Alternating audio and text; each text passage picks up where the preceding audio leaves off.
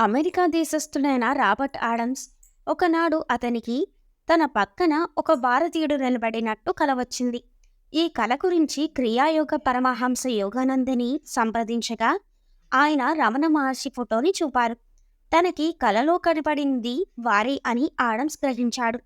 కొంతకాలం తరువాత రమణాశ్రమానికి వెళ్ళి 1947 నుండి 1950 వరకు రమణుల సన్నిధిలో గడిపాడు. అమెరికాలో ఆడమ్స్ నిర్వహించిన రమణ మహర్షి సత్సంగాల గురించి సైలెన్స్ ఆఫ్ ది హార్ట్, హృదయపు మౌనం అనే గ్రంథాన్ని రచించారు. కొంతకాలానికి తిరువనమలైకి ప్రయాణం అయ్యాను. అప్పుడు నాకు 19 సంవత్సరాలు. రమణాశ్రమానికి చేరుకునేటప్పటికి ఉదయం 8:30 గంటలైంది. మహర్షి సోఫా మీద కూర్చుని ఉత్తరాన్ని చూస్తున్నారు. నన్ను చూసి చిరునవ్వు నవ్వారు. నేను కూడా చిరునవ్వు నవ్వాను. మహర్షి, ఫలహారం చేశావా? ఆడమ్స్, లేదు. ఫలహారం చేసి బాగా అలసిపోయి ఉన్నందువల్ల నేల మీద నడుము వాల్చాను. తరువాత మహర్షి స్వయంగా నన్ను ఒక గుడిసె వద్దకు తీసుకువెళ్ళి ఆశ్రమంలో ఉన్నంతకాలము నేనక్కడ ఉండవచ్చు అన్నారు. నా ప్రయాణం ఎట్లా సాగిందని, నా ఊరు ఏదని, నా రాకకు కారణం ఏమిటని అడిగారు. అన్నీ చెప్పాను.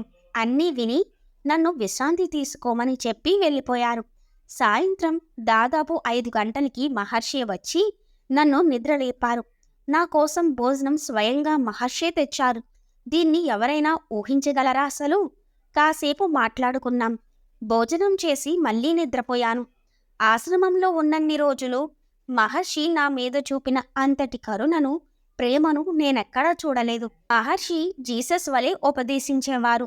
జీసస్, స్వర్గధామం నీలోనే ఉంది. మహర్షి, ఆత్మ నీలోనే ఉంది. అన్వేషించి కనుక్కో. జీసస్, నేను ఎప్పుడూ నీతోనే ఉంటాను. నాకు ఉన్నదంతా నీకే. మహర్షి, నేను మిమ్మల్ని ఎప్పుడూ వీడను. ఎల్లవేళలా మీతోనే ఉంటాను. అలాగే వారి కరుణ ఎప్పుడూ నన్ను వీడలేదు.